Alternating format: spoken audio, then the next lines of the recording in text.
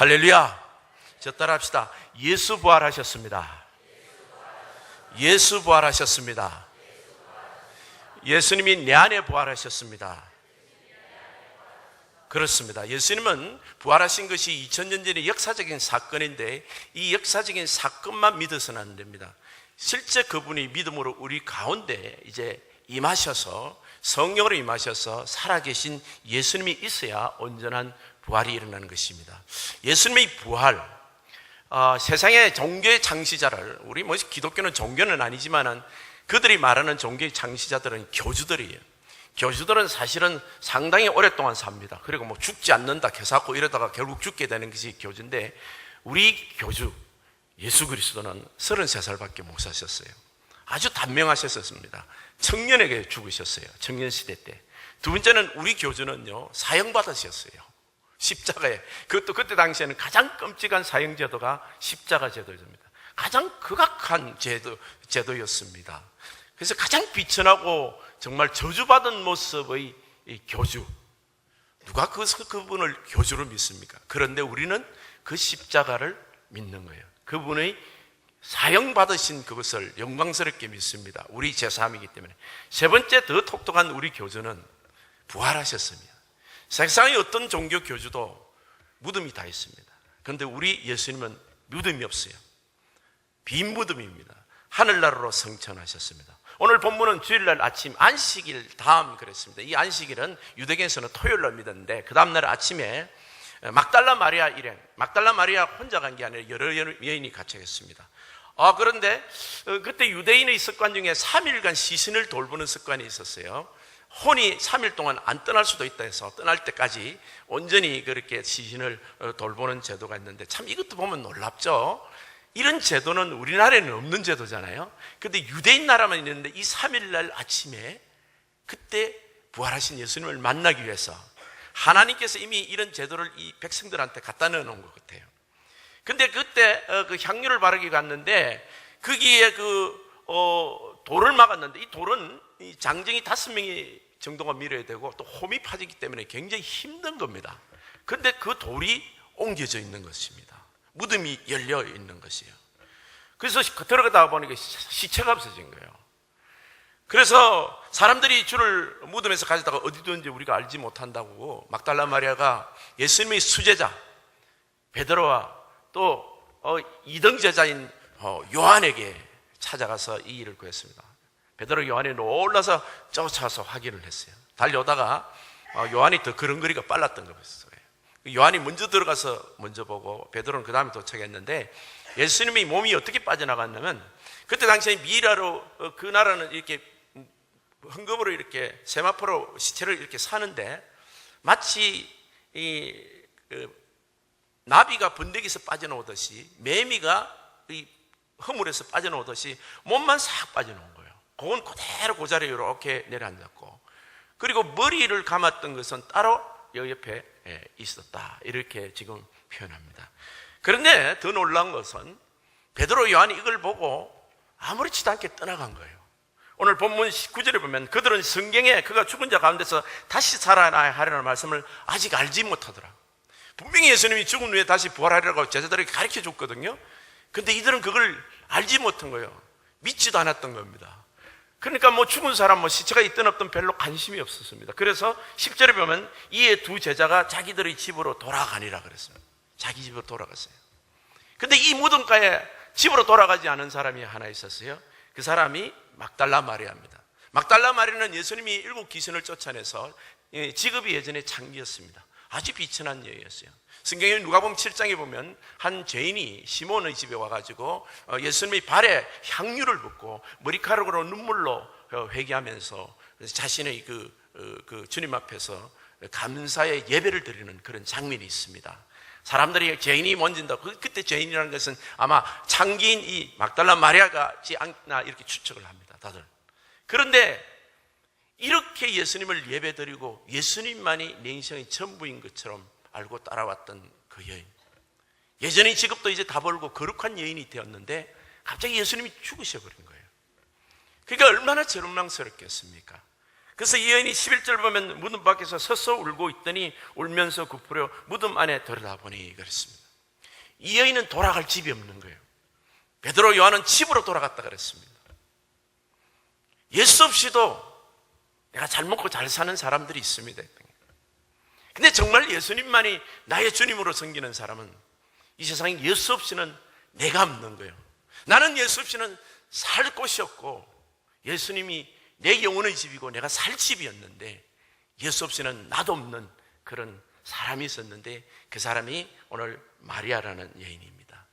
힘옷 입은 두 천사가 예수님의 시체 누운 곳에 하나는 머리편에 하나는 발편에 앉아 있습니다. 천사가 둘이가 앉아 있습니다. 이 부활의 아침에 우는 사람이 있었다는 거죠. 13절에 보면 천사들이 이르되 여자여 어찌하여 우느냐 그랬습니다. 어찌하여 우는지를 왜 몰랐을까요? 그런데 왜 우느냐라는 질문을 합니다. 이 세상 모든 영혼들에게 부활의 아침 이날에도 우는 사람들이 있다는 거예요. 이 세상은 참 죄로 인하여 많은 고통 속에 있습니다. 우리 자신의 문제, 질병의 문제, 가정의 문제, 가족의 문제, 관계의 문제, 물질의 문제, 신분의 문제, 그것 때문에 고통받는 영혼들이 있습니다. 그래서 그 고통받는 것을 인간의 노력으로 해결을 하면 왜 그게 문제가 되겠습니까? 근데 우리 인생에는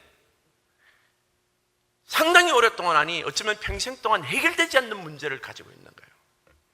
그 인생은 고통받고 있습니다. 이 세상에 사는 날 동안에도 고통받고 있습니다. 그래서 여자여 어찌하여 우느냐 그랬습니다. 근데 이 여인이 우는 것은 예수님이 시체가 없어져서 지금 우는 것입니다. 이러다 사람들이 내 주님을 어디다가 옮겨다가 어디 두었는지 내가 알지 못하나이다. 그래서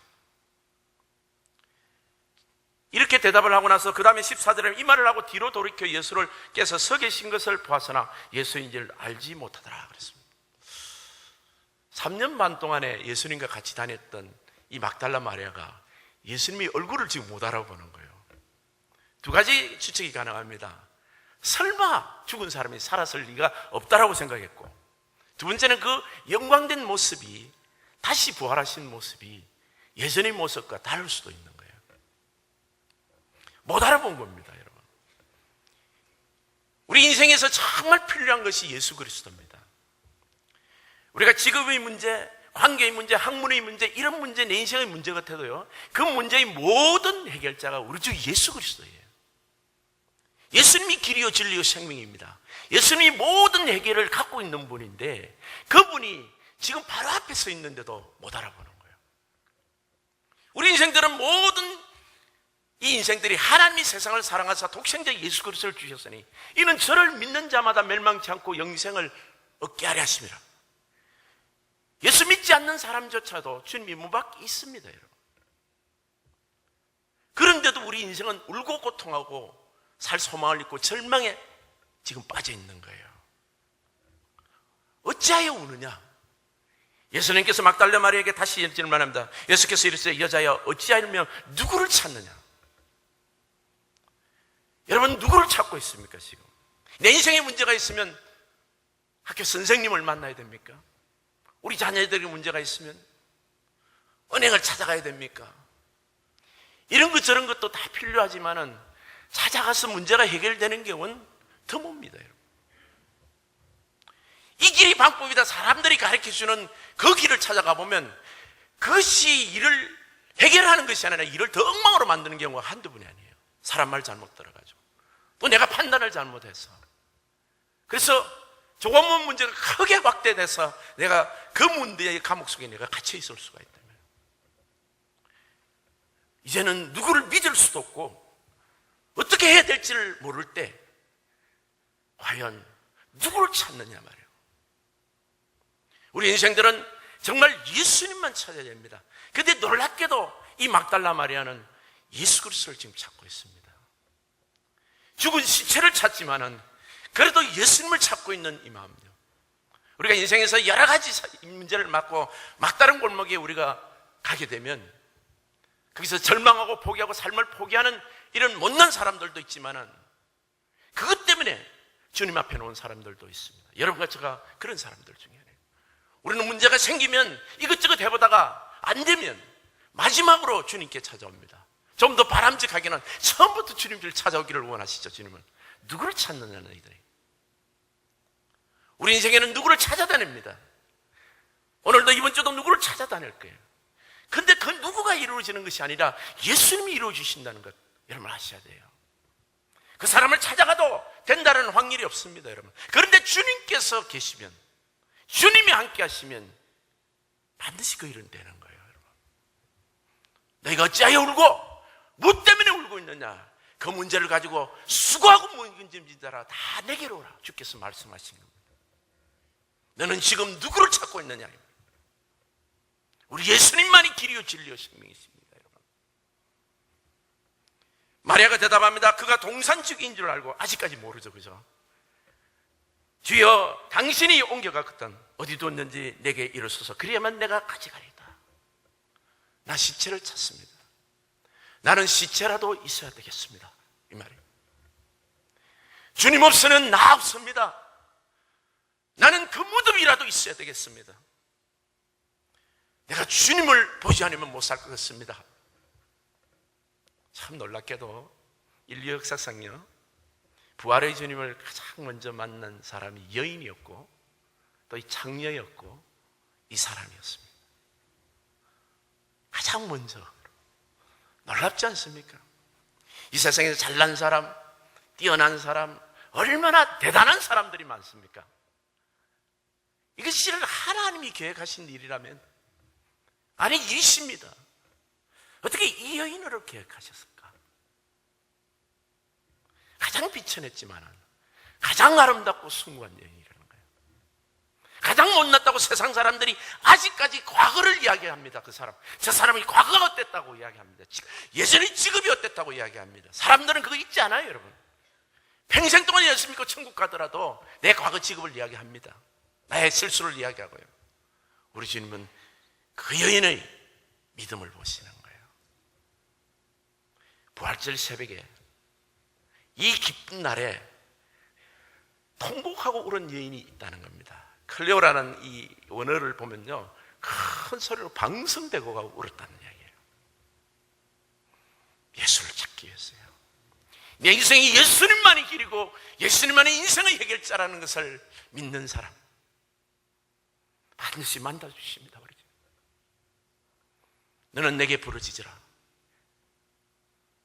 너가 알지 못하는 참으로 비밀한 일을 내게 부르라. 내가 네게 응답하겠고 네가 알지 못하는 크고 비밀한 일을 네게 보이리라 그랬습니다. 여러분, 네가 전심으로 찾고 찾으면 나를 만나리라 주님께서 말씀하십니다. 많은 사람들이요, 왜 예수를 만나지 못했을까요? 예수님을 찾지 않기 때문에요. 모든 사람에게 십자가 부활의 이 하나님의 은혜는 인류 모든 사람에게 열려 있습니다. 그런데 모든 사람이 구원받는 것도 아니고요, 모든 사람이 예수를 만나는 것 아닙니다, 여러분.